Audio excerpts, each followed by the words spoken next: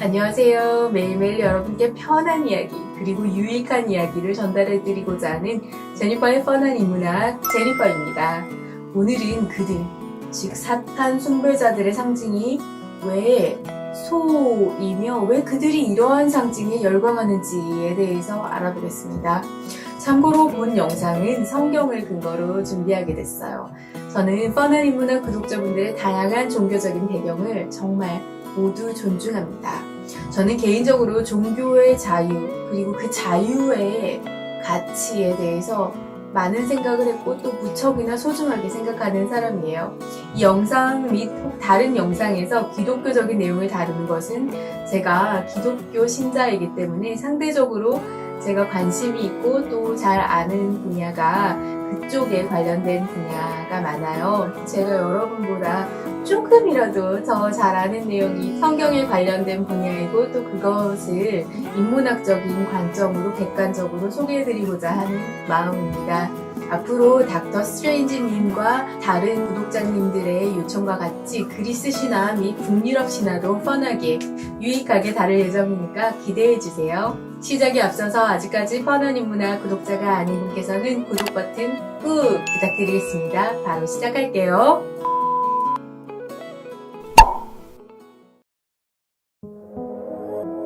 인류의 역사 중 문자를 통해서 확실하게 검증할 수 있는 역사는 대략 6,000년 정도로 생각됩니다.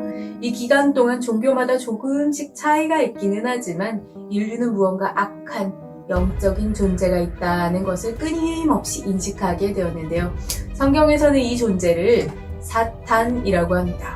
기독교가 주류 종교 중에 하나가 되면서 기독교가 아닌 분들도 사탄에 대해서 많이 들어보셨을 거예요. 특히 요즘은 사탄의 존재가 왜곡되거나 과장돼서 정확히 어떤 모습인지도 모르시는 분들도 많으실 거라고 생각하는데요. 많은 분들이 사탄주의자들이 왜 바호멧이라는 황소 혹은 염소 비슷한 그 문양을 그들의 상징으로 사용하는지도 좀 궁금하실 것 같아요. 많은 사탄주의자들이 성경을 근거로 사탄을 숭배하고 있기 때문에 오늘은 이 성경에서 말하는 사탄의 모습이 어떠한지 살펴보도록 하겠습니다.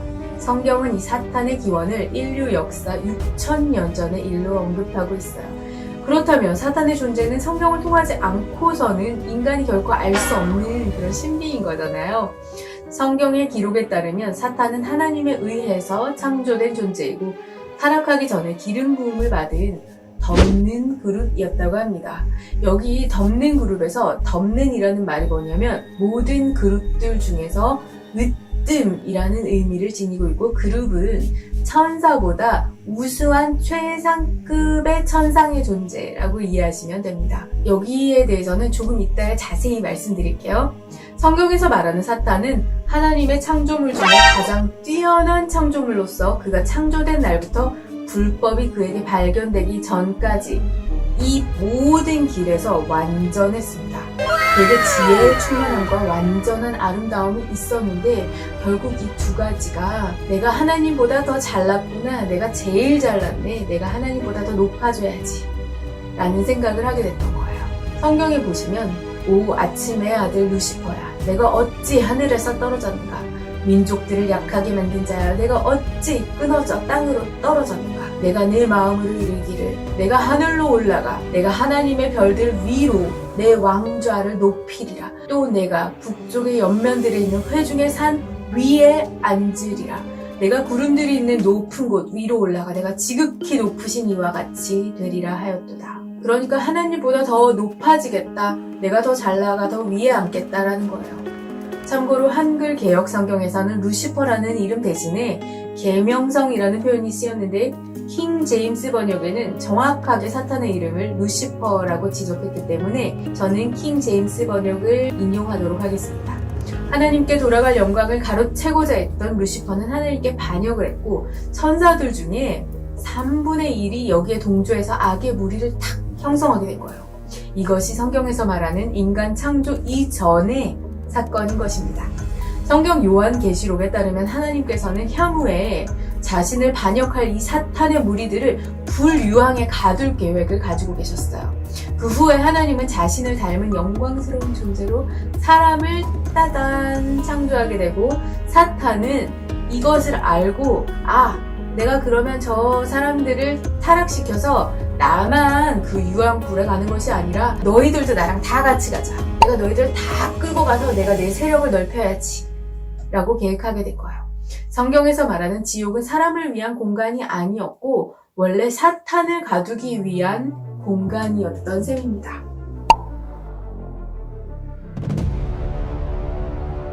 앞에서 사탄이 원래 그룹이라는 창조물이었다고 말씀드렸는데요. 이 그룹에 대해서 좀 더 알아볼게요. 하나님께서 창조하신 영적인 피조물에도 사실 레벨이 있었는데 그룹은 천사가 아니라 천사보다 월등한 창조물이었던 것입니다. 성경에서 말하는 천사는 제가 전에 영상에서도 말씀을 드렸는데 여자 천사, 아기 천사, 날개 달린 천사 없습니다. 모든 천사들은 영적인 존재이지만 몸을 가지고 이 땅에 이렇게 나타날 때가 있거든요. 그때는 특히 젊은 남성, 특히 미소년의 모습으로 나타났다고 되어 있습니다. 사람이 볼 때 이 존재가 천사인가 사람인가 구분이 안 된다는 거예요. 천사의 모습에 대한 내용은 제가 전에 올렸던 영상을 참고하시기를 바랄게요. 천사의 능력은 엄청났는데 성경 열왕기 하엘 기록에 의하면 천사 한 명이 18만 5천 명의 적군을 하룻밤 만에 모두 몰살시킨 사건도 기록되어 있습니다. 그룹은 이 천사와는 비교할 수 없는 그 최상급의 창조물이니까 그 능력이 이루 말할 수가 없는 거죠. 대단한 존재인 셈이에요. 영어에서는 이 그룹을 천사, 즉 angel과 구분을 했어요. 천상의 존재, 즉 heavenly being이라고 표기합니다. 그룹이라는 말도 영어로 그룹이 아니에요. cherubim입니다. 우리말로 어떻게 표현할 말이 없어서 그룹이라는 말을 사용한 셈이에요. 옛날에 이스라엘에서 성막을 짓거나 성전을 지을 때 휘장을 사용하는데 이 휘장에 그려진 존재가 바로 그룹이었습니다. 왜냐하면 그룹은 하나님 바로 옆에 있는 탁월한 창조물에 해당하기 때문입니다. 성경 에스겔서에 보면 그룹에는 4명이 있습니다. 그런데 성경을 종합하면 후에 사탄으로 타락했던 덮는 그룹까지 포함하면 모두 5명이 있었던 거예요. 그렇다면 그룹은 어떤 모양이었을까요? 그룹이 어떻게 생겼는지에 대한 묘사가 구약 성경 에스겔서 1장과 10장에 나옵니다. 그 속에서 4생물의 형상이 나타나는데 그들의 모양이 이러하니 그들에게 사람의 형상이 있더라. 일단 그룹은 거시적으로 사람의 모습을 가졌다는 말입니다.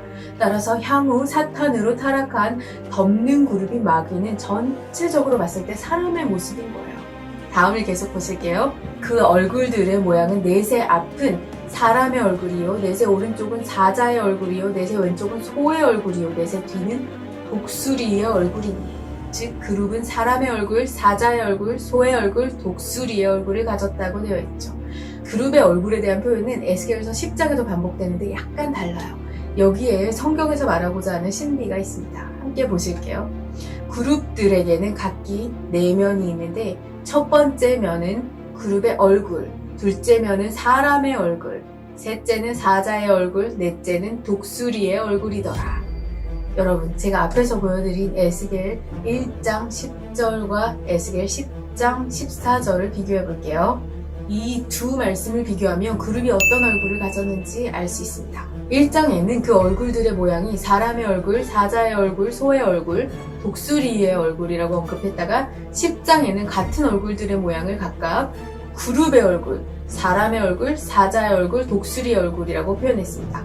그렇다면 이 그룹의 얼굴이 바로 소의 얼굴이라는 거예요. 이 말씀을 통해 사탄의 얼굴이 어떤 얼굴인지 성경이 말하고 있는 것입니다. 사탄의 얼굴이 바로 소의 얼굴이라고요. 다른 구절들을 보면 그룹의 발바닥은 송아지 발바닥 같다고 되어 있고 날개가 있다고 되어 있어요. 즉 천사는 날개가 없었는데 그룹은 날개가 있었다는 거예요. 이것들을 통해서 우리는 그동안 이해하지 못했던 많은 것들을 알 수 있습니다. 이집트에서는 소를 만들어서 숭상했는데 그 소신의 이름이 아피스였어요. 여러분, 우리나라 최초의 만년필이 아피스였다는데 혹시 아시는 분 계신가요? 이집트를 탈출한 이스라엘 백성들도 오랫동안 금송아지를 우상으로 섬겼습니다. 어떻게 보면 사탄 숭배를 했다는 거예요. 사탄주의자들이 할로윈 데이 때 들고 나온 심볼이 바포멧입니다. 바포멧은 뿔이 있는 황소 혹은 염소의 얼굴을 지니고 있습니다. 이 얼굴 모양을 조금 변형시키면 펜타그램이 나오는데요. 뉴에이지하는 사람들이 많이 좋아하는 오각형이 여기서 나오죠. 펜타그램, 바포멧, 그리고 루시퍼, 이것들의 기원이 소에서 나오는 것입니다. 뿔을 가지고 있는 존재죠. 동양 전설에 자주 나오는 도깨비도 이 뿔을 가진 존재인데 이 도깨비도 이러한 형상과 관련이 있다고 보는 분들이 있습니다. 마찬가지 이유로 소를 숭상하는 인도, 힌두교와도 연관이 있다고 보시는 분들도 계시고요. 현재 하나가 되고 있는 유럽연합의 상징은 짐승과 미녀, 미녀와 야수 있잖아요. 뷰티 앤드 비스트인데요. 그런데 여기 나오는 야수는 바로 황소예요. 이 미녀는 그리스 신화의 에우로페입니다. 바로 이 에우로페에서 유럽이라는 단어가 나왔습니다. 제우스가 하루는 꽃을 따러 나온 에우로페의 아름다움에 반해서 황소로 변해서 그녀를 크레타로 납치했고 거기서 그녀를 겁탈하게 되는 거예요. 유럽연합의 상징이 바로 이 에우로페를 태운 황소, 즉 제우스를 상징합니다. 황소가 성경에서 줄기차게 이야기하는 사탄의 상징이라고 생각할 때 불길한 대목인 거죠. 유럽연합의 주요 건물에 가보시면 짐승을 탄 여자아인 에우로페의 조형물이 만들어져 있습니다. 성경 요한계시록에서는 말세에 심판받는 음녀가 나오는데요. 이 음녀가 탄 짐승은 7머리와 10뿔을 가진 주홍색 짐승이라고 되어 있습니다. 황소라는 언급은 없지만 뿔이 있다는 면에서 역시 사탄을 상징한다고 할 수 있겠습니다. 지금까지 성경에서 말하는 사탄의 형상에 대해서 알아보았는데요. 여러분들께서도 이런 점들을 아시면 다양하게 보이는 사회문화적인 현상들도 더 잘 이해하실 수 있게 될 것으로 생각했습니다. 여러분 재밌으셨나요? 지금까지 제니퍼의 뻔한 인문학 제니퍼였습니다. 여러분 영상이 재미있거나 유익했다면 아래쪽에 있는 좋아요 그리고 구독과 알림 꼭 부탁드릴게요. 제가 영상을 찍고 편집하는데 큰 힘이 됩니다. 다음에는 더 재미있고 유익한 영상으로 찾아뵙겠습니다. 감사합니다. 여러분 안녕.